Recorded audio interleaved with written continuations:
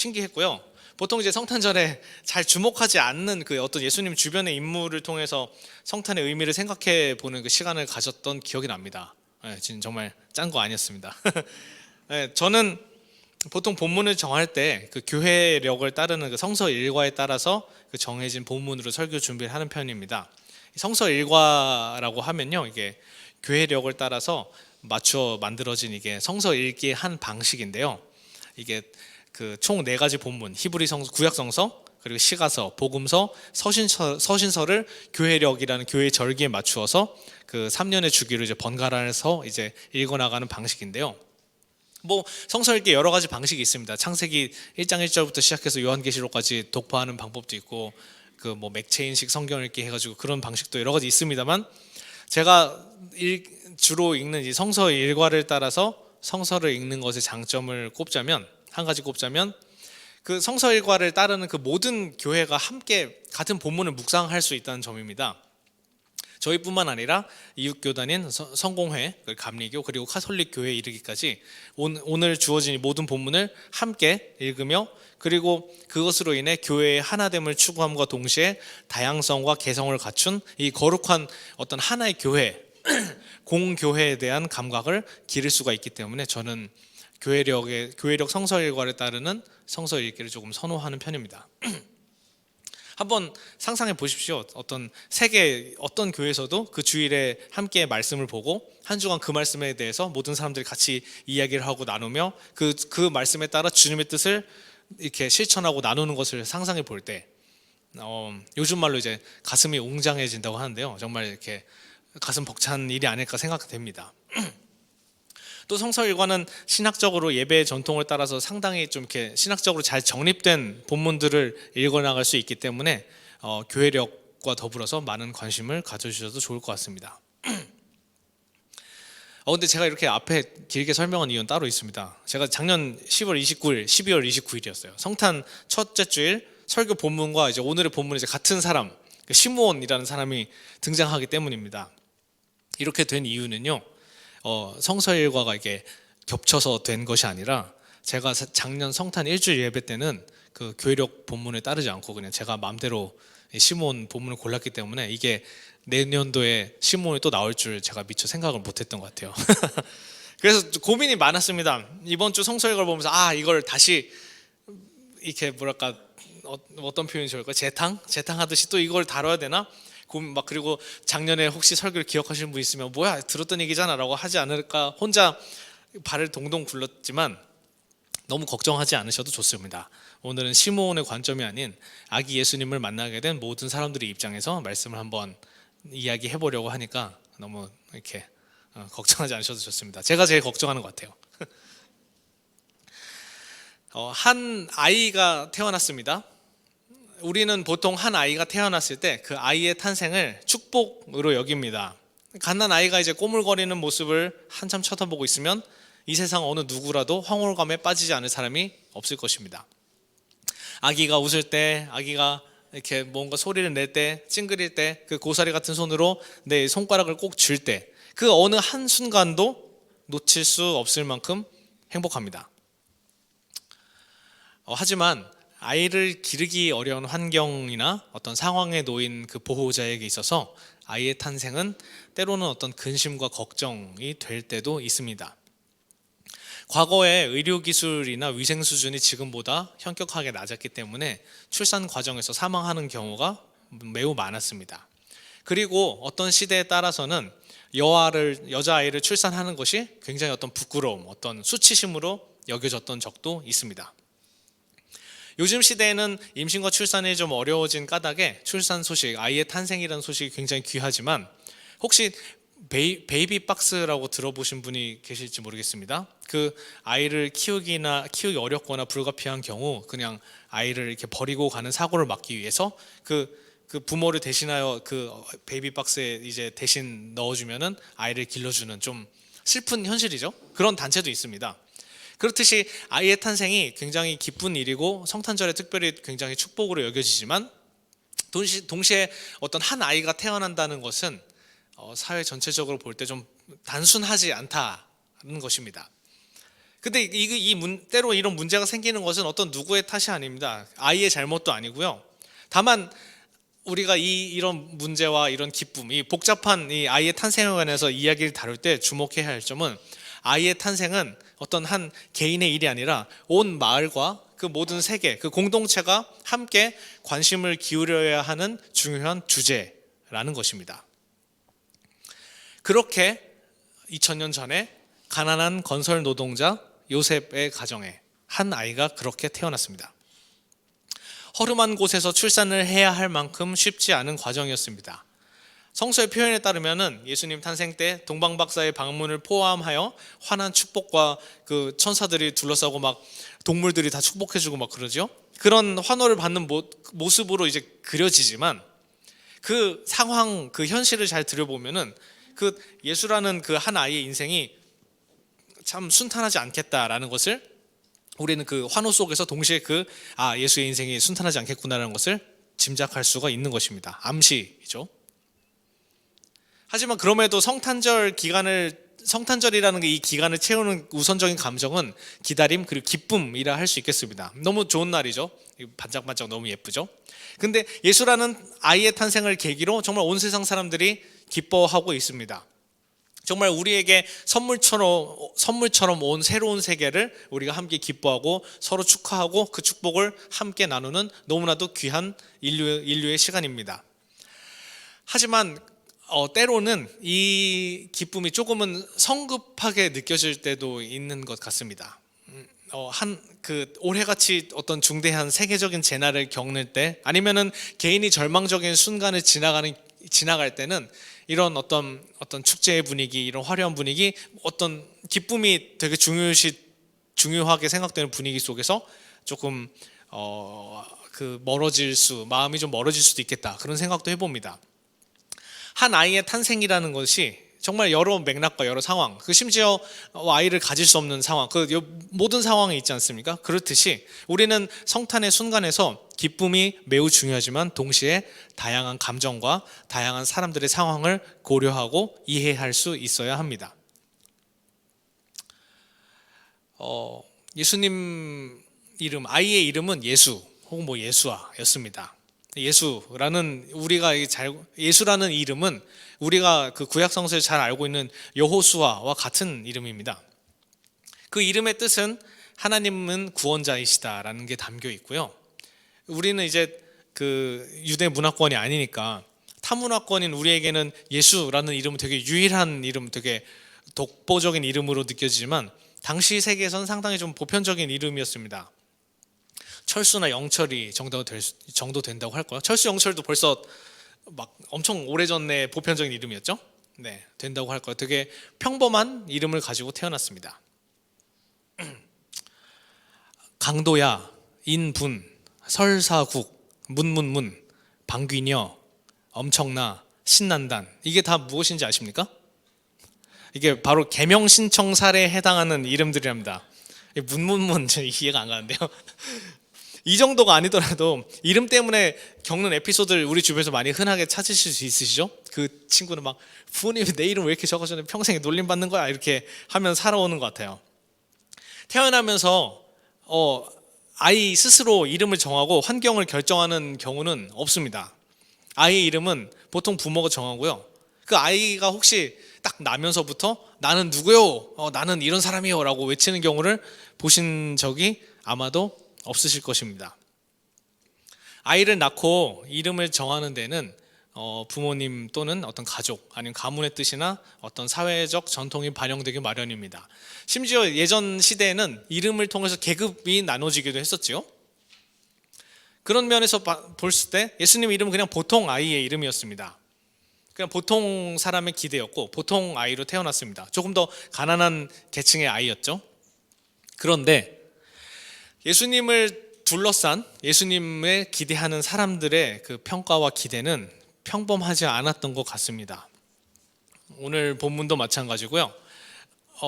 물론 예수님의 어린 시절이라는 것은 주로 이제 마태복음과 누가복음에 나오는 그 예수님의 어린 시절은 예수님의 부활을 목격한 이들이나 신앙을 가진 저자들에 의해서 다시 재구성되고 그렇게 그려진 부분이 많지만, 오늘 본문만 보더라도 예수님의 탄생이 사람들에게 어떤 의미였는지를 알 수 있게 된다는 것입니다. 먼저 시므온이라는 할아버지입니다. 이 시므온이라는 할아버지는 주님께서 세우신 그리스도를 보기 전에는 죽지 아니할 것이라는 성령의 지시를 받은 사람입니다. 한번 생각해 보십시오. 어떤 할아버지가 있는데 그 아이가 태어날 때까지 죽지도 못하고 계속 기다리고 있는 겁니다. 그런 기대를 가지고 있는 사람 앞에 아이를 이렇게 보여드린다? 굉장히 감격스럽기도 하지만 굉장히 이때까지 기다리셨어요? 뭐 이런 느낌도 들 것 같습니다.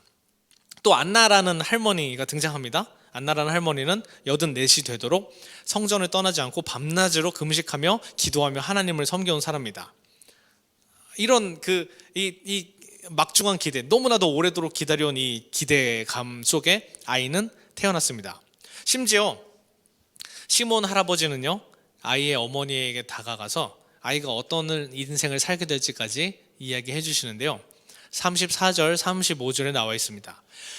보십시오, 이 아기는 이스라엘 가운데 많은 사람을 넘어지게도 하고 일어서게도 하고 그러려고 세우심을 받았으며 비방받는 표징이 되게 하려고 세우심을 받았습니다. 그리고 칼이 당신의 마음을 찌를 것입니다. 그리하여 많은 사람의 마음속 생각이 드러나게 될 것입니다. 라고 시몬 할아버지 말하고 있습니다. 이 한 아이를 너무나 기다려온 사람, 한 아이의 운명에 대해서 막 기뻐하는 사람치고 말씀하시는 내용은 너무 이제 진지하고 부담스럽습니다. 만약에 우리 교우 여러분들 중에 이제 뭐 손자를 보시거나 혹은 출생을 하신 분이 이제 딱 잘 아는 뭐 어른한테 이제 데려갔는데 그분이 이렇게 말씀하신 거예요. 이 아이는 사람들을 혼란스럽게 하기도 하고 사람들한테 때로는 비방도 받을 수 있고, 그리고 막 이 아이는 칼처럼 너의 마음을 찌를 것이야 라고 하면은 정말 예 감사합니다 라고 이렇게 환영해 주실 분 지금 몇 분이나 계실까요? 네. 너무 이 아이에 대한 이 막중한 사명감으로 이제 가득한 분위기를 우리는 누가복음 혹은 마태복음 아이의 탄생을 통해서 우리는 볼 수 있습니다. 그리고 우리 안나 할머님께서는 이러한 아이의 운명적인 탄생을 온 동네 방네 전하기 시작하셨어요. 그 시몬 할아버지는 엄청 이렇게 엄중하고 막 이 아이의 엄청난 운명에 관해서 이야기하고, 안나 할머니는 이 아이가 어떻게 살 것인지 막 온 동네 사람들한테 전하기 시작했습니다. 정말 이렇게 온 세상이 정말 구세주가 되는 한 아이의 탄생을 기다려왔다라고 누가는 말하고 싶었던 것 같습니다. 그런데 이 아이의 입장에서 여러분이 생각해 보신다면은 어떤 것 같습니까? 정말 뭘 해보기도, 태어나자마자 자기가 결정하기도 전에 벌써 구세주가 되어버린 것입니다. 여러분이라면은 태어나면서부터 이런 어떤 스포트라이트 받으면서 이렇게 태어나고 싶으신가요? 온 마을과 온 교회와 막 다 기대요. 이제 이 아이가 우리 세상을 구할 거야. 이 아이는 적어도 이 태어난 동네에서 곱게 살기는, 편하게 살기는 이제 글른 것 같습니다. 그죠? 동네 사람 지나갈 때 메시아, 구원자 이렇게 해야겠죠? 이 아이에게 주어진 기대가 너무나도 커 보입니다. 이 아이 어깨에 얹혀진 사명이 너무 막중해 보입니다. 그렇게 이 아이는 앞으로 이 동네에서 잘 살아갈 수 있을까요? 혹시 너무 그 사명감이 부담스러워서 엇나가진 않을까? 이제 그런 걱정도 됩니다. 하지만요, 우리가 이 말씀에 진지하지 않을 수 있는 이유는 우리 이 질문의 답을 알고 있기 때문입니다. 아이는 잘 자라났고요, 많은 기적도 행하고 가난하고 병든 이들, 죄인들의 친구가 되었습니다. 그리고 그 사람들에게 임한 그 하나님 나라의 구원이 무엇인지 잘 전하는 사람이 되었고, 많은 사람들의 병을 고치고 많은 사람들이 예수님을 따랐습니다. 우리가 그렇게 걱정했던 것과는 다르게 꽤 잘 사셨던 것 같습니다. 그런데 한번 어떻게 이런 일이 가능했을까라고 한번 생각해 보신 적이 있으신가요? 너무 예수님이라서 당연히 우리가 예수님의 어린 시절을 너무 당연히 생각해 온 건 아닌가 생각해 봅니다. 예수님이기 때문에 너무 당연히 청소년기에 말썽 한 번 안 부리고 어린 시절에 맨날 반에서 공부 1등하고 운동도 잘하고 학급 학우들에게 인기도 좋고 막 그렇게 너무 당연하게만 우리가 생각하시진 않았는가라고 생각을 해봅니다. 그러기에 예수님의 어린 시절이 그렇게 자세히 나오진 않지만 우리는 오늘의 본문을 읽으며 특별히 성탄절에 한 아이의 탄생 소식을 들으면서 우리의 거룩한 상상력을 발휘할 때가 지금입니다. 오늘 본문의 어떤 배경 사건은요, 그 예수님의 부모가 그 아이의 정결 예식을 치르기 위해서 그 아이를 데리고 예루살렘 성전으로 온 그 순간을 사건 배경으로 하고 있습니다. 오늘 복음서 저자인 누가는 그 시므온과 안나의 입을 통해서 예수님이 어떤 분이신지 그 순간에 드러내려 했던 것이고요. 조금 더 이해하기 쉽게 말씀드리자면 오늘 이제 말씀 배경은 마치 아기 예수님의 어떤 유아 세례식 같은 순간이라고 하면 좀 이해가 좀 더 자유되실 것입니다. 혹시 그 유아 세례식에 참석해 보신 적이 있으신가요? 유아 세례에 대해서 어떻게 생각하시나요? 저는 한동안 좀 유아 세례식에 좀 부정적인 입장을 가졌던 적이 있습니다. 보통 세례라고 하는 게 그 내가 개인이 신앙을 고백하고 이제 내가 교회 일원으로서 그리스도인으로서 살겠다라고 결심한 사람에게 베푸는 어떤 교회의 어떤 그 권위라고 할 수 있다면은 그 갓난 아기는 어떻게 신앙 고백을 할 수 있는 것인가? 갓난 아이가 이제 한 돌 됐어요. 돌 됐는데 이제 막 나는 예수 그리스도를 내 주의 뭐 이렇게 할 수 없잖아요. 그럼 이제 그거 대신해서 부모님이 애 대신 뭐 호적 등록해 주셔서 데리고 가서 부모님이 대신 해주면 이제 그것으로 괜찮은가? 뭐 그런 생각이 좀 들었었고요.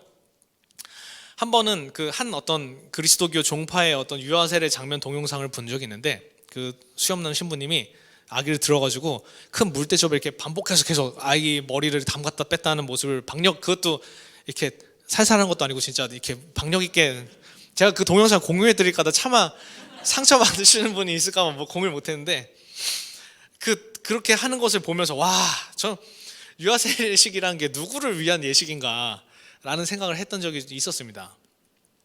물론 이제 유아 세례를 받은 후 이제 입교, 교회에 이제 속한다, 들어간다라는 과정을 통해서 스스로가 이제 교인이 됨을 결정하는 이제 보완적인 절차가 있습니다만 그래도 저한테 그 유아 세례에 대해서는 좀 이렇게 못내 이제 받아들이기 어려웠던 좀 감정이 있었습니다. 좀 실감이 안 난다고 해야 될까요? 그런데 제가 참석했었던 어떤 한 그 유아 세례식을 통해서 제 마음을 바꿀 수 있었습니다. 우리가 흔히 좀 한 교회에서 보는 유아 세례식 풍경이 이렇습니다. 그 한 가정, 두 가정 혹은 뭐 여러 가정이 보호자가 이제 아이들을 안고 있고 여기저기서 아이들의 탄식 소리가 막 들려옵니다. 막 누구 울고 있어, 빼 이러고 울고 있어요. 개 그치면 누구 울고 막 애들도 같이 울면 막 울기 시작하잖아요. 그런 걸 이제 배경으로 보통 유아 세례 풍경 너무 빠르게 진행되죠. 그래서 와서 집례자가 아이 머리에 물을 적시고 교우들은 막 우는 애기들 막 돌아다니는 아기들 보면서 막 감탄하고 그렇게 이제 유아 세례식이 마무리될 때가 많은데 제가 참석했었던 한 그 작은 공동체 유아 세례식은 굉장히 저에게 특별한 경험을 줬습니다. 그 집례자가 아이를 안고 회중 가운데 섭니다. 그리고 집례자가 그 찬양에 맞추어서 예배로 모인 사람들을 사이를 이렇게 지나다닙니다. 정말 부드럽게 모두에게 아이를 보여주며 이렇게 그러고 사람들은 그 아이를 향해서 정말 마음껏 축복을 해줍니다. 그리고 다 함께 이 유아 세례식을 통해서 어떤 그 아이의 신앙 고백이 아니라 그 공동체 모든 구성원들이 그 아이가 신앙 안에서 올바르게 성장하기까지 그 아이의 성장 과정을 함께 책임져 주기로 약속하는 그런 예식으로 이해를 했습니다. 예식으로 이렇게 모두가 받아들였습니다. 그 유아 세례식 참석하면서 그제서야 좀 알게 됐습니다. 이게 어떤 한 유아가 신앙을 고백하고 그런 게 아니라 이 모든 예식과 이런 절차라는 게 공동체가 함께 하는 과정을 통해서 이게 비롯되는구나.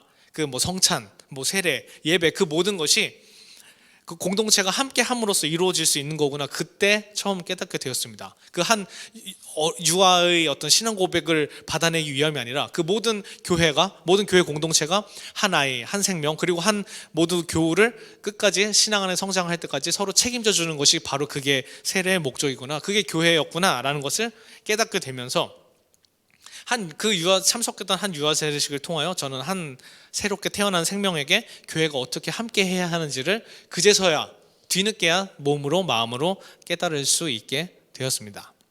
저한테 굉장히 중요한 경험이 되었습니다.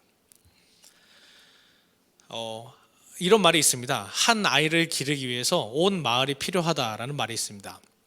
그게 무슨 말이냐면 아까 앞에서도 말씀드렸듯이 한 아이가 태어나는 것을 어떤 한 개인이나 그 가족에게만 다 맡길 수 없을 뿐만 아니라 한 아이에 대해서 정말 모든 마을과 세계가 관심을 기울여야 가능한 일이라는 것입니다.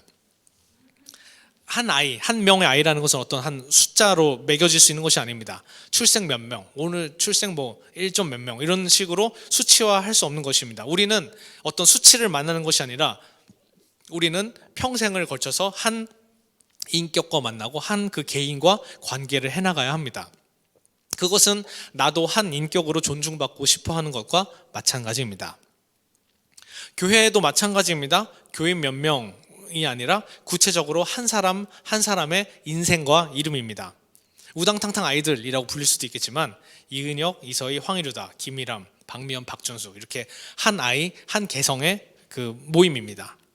하지만 우리는 때로 너무 좀 쉽게 어떤 계량화나 수치화에 익숙해집니다. 출석 몇 명, 탄생 몇 명, 세례 몇 명, 그리고 사망과 부상 몇 명 이렇게 너무 쉽게 우리는 그 사람을 뭉텅이로 구성해 버릴 때가 많은데 그렇지 않다는 것입니다.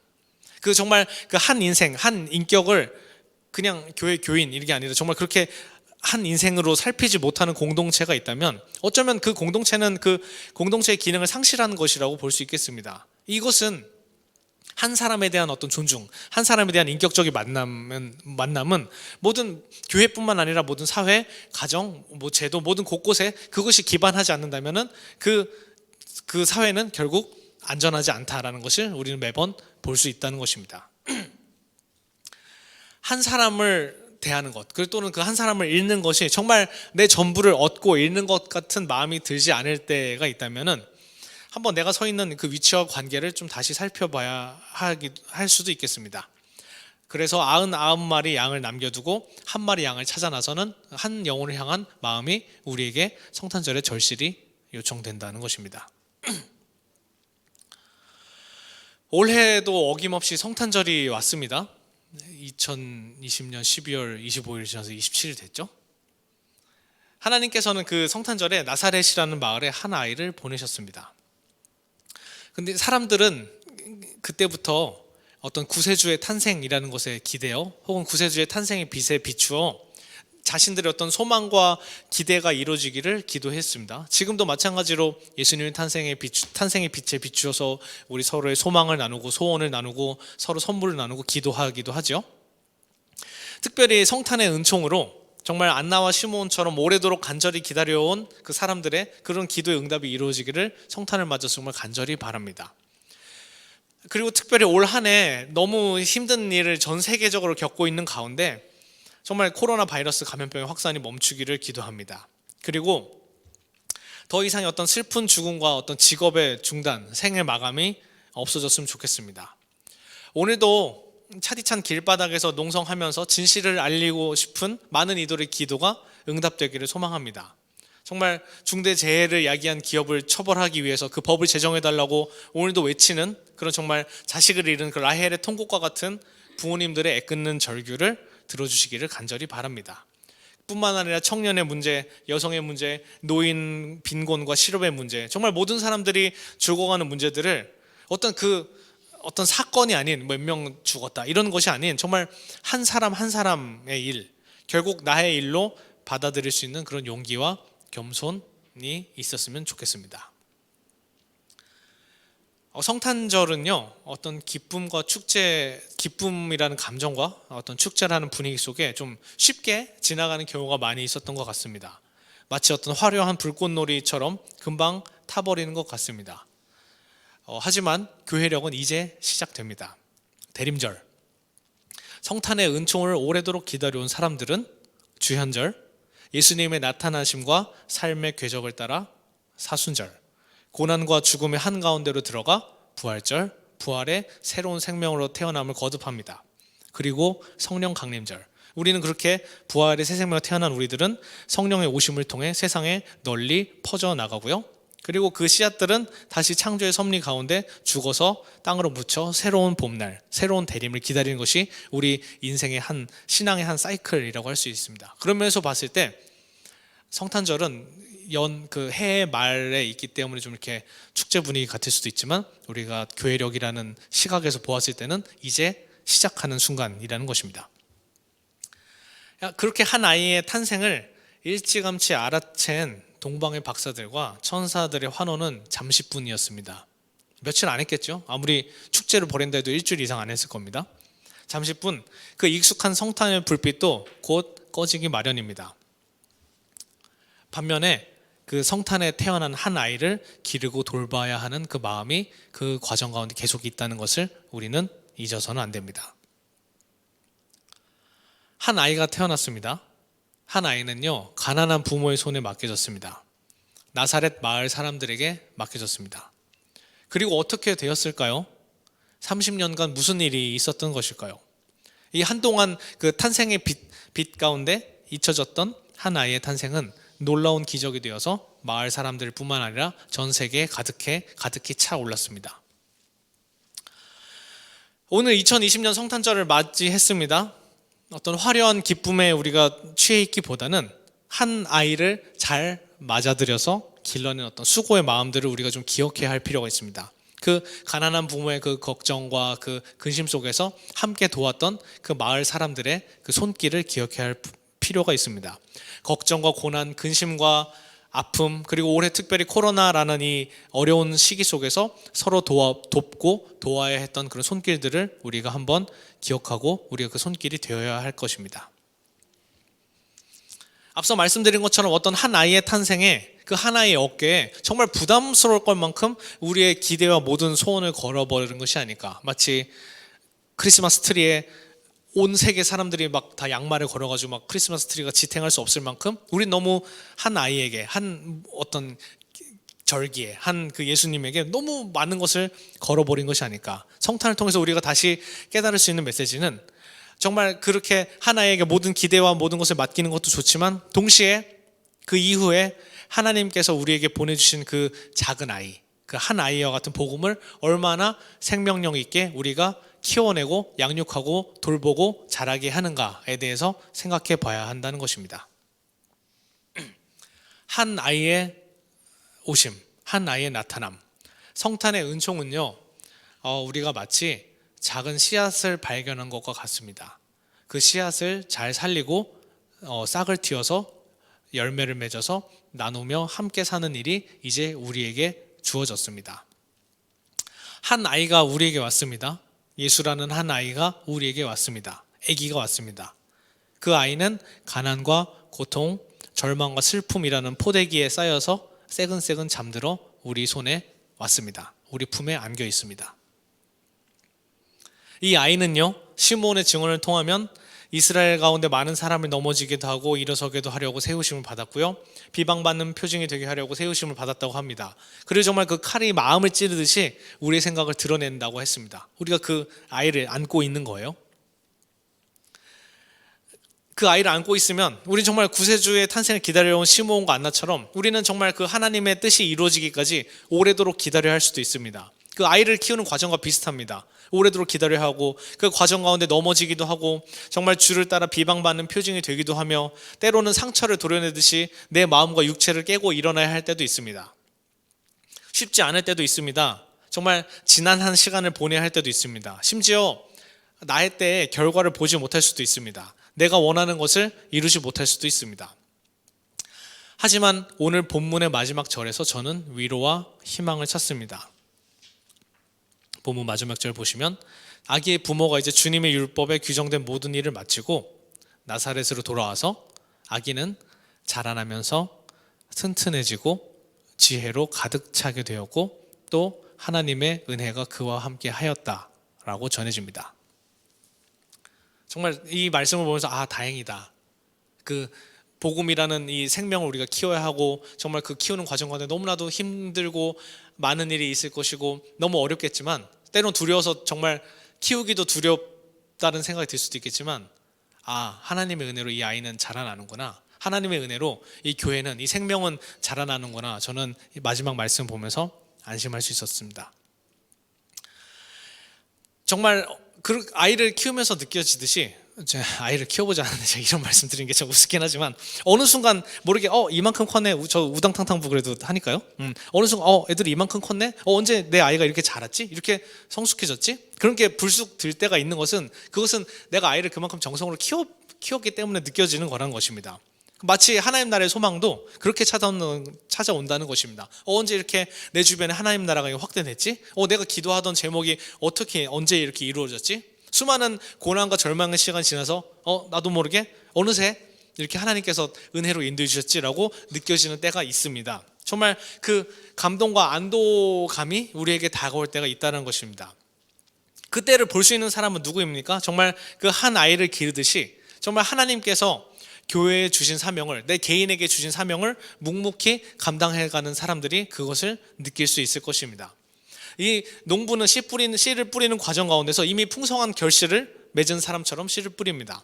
정말 그런 것처럼 우리가 주목받지 못하는 일을 감당할 때, 그리고 정말 하나님 나라의 일들을 감당할 때 정말 이미 마음에 천국이 가득한 사람들처럼 그 가득한 사람들에게 하나님의 나라의 때는 이미 임하였을 줄로 믿습니다. 한 아이가 우리에게 왔습니다. 주님의 은혜가 그 아이를 돌보고 기르는 손길 가운데 가득하기를 소망합니다.